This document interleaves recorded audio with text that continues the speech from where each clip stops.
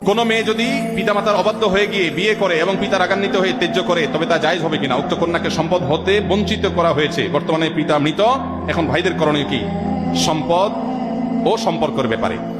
ভাইরা আমার, ত্যায্য পুত্র করা বলতে কোনো কিছু ইসলামে নাই। ইসলামে রক্ত সম্পর্কেও কাউকে কখনো ত্যাগ করা যায় না। আত্মীয়তা সম্পর্ক রক্ষা করা কি সুন্নত না ফরজ? কোন যুক্তিতে নিজের সন্তান হোক, ভাই বোন হোক, চিরকালের জন্য ত্যাগ করলাম, এটা করা জায়েজ নাই। অভিমান করতে পারেন, অভিমানের মেয়াদ সর্বোচ্চ 3 দিন। সর্বোচ্চ কয় দিন? লা ইয়াহিল্লু লিমুসলিমিন আন ইয়াহজুরা আখাহু ফাওকা সালাসি লায়াল। 3 দিনের বেশি কোনো মুসলমানের সাথে আপনি সম্পর্ক ছিন্ন করে থাকা জায়েজ নয়। অতএব 3 দিন রাগ করে থাকতে পারেন। এরপর আস্তে আস্তে আপনি কথা বেশি না, আবার একটু একটু বলেন, একটু অভিমান করে থাকেন শাসনের নিয়তে, তাকে কথা না বলে থাকলেন, সেটা করতে পারেন। কিন্তু ত্যায্য করে দিলেন, সম্পদ থেকে বঞ্চিত করলেন, এ অধিকার নাই। যত বড় অন্যায় করে সে অন্যায় করলে আল্লাহর কাছে দায়ী হবে, তাই বলে আপনি সম্পদ থেকে বঞ্চিত করতে পারেন না।